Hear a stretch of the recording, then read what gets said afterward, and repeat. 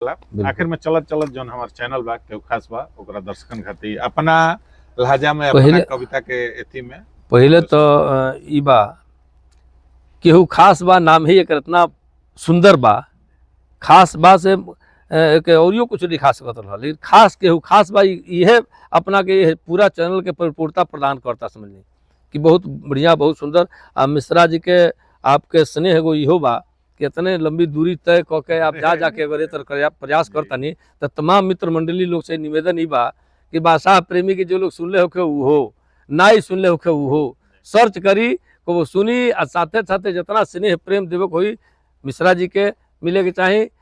यह चैनल के आप सब्सक्राइब करी, अगर नया बनी तो फॉलो करी, साथे साथे मित्रन में शेयर भी करी ताकि ज़्यादा से ज़्यादा लोग तो हमार पहचान बन सके। वे तो नहीं सब दुनिया में बस एक अलावा कुछ बहाना है, जितना पहचान बन जा, जितना लोग जान ला, जितना लोग हंसी खुशी से रह जा। एगो जाते जाते मुक्तक सुना दिया आपके। एगो मुक्तक अक्सर हम कहिले कि हीरा मोती महल अटारी रुपया लाखों लगे हुई, हीरा मोती महल अटारी रुपया लाखों लगे हुई, अजे कबू हंसते ना हो खे वो महा अभागे हुई। एक बार फिर हंसी ठाका के साथ सबसे विदा लिया जाए। बहुत धन्यवाद।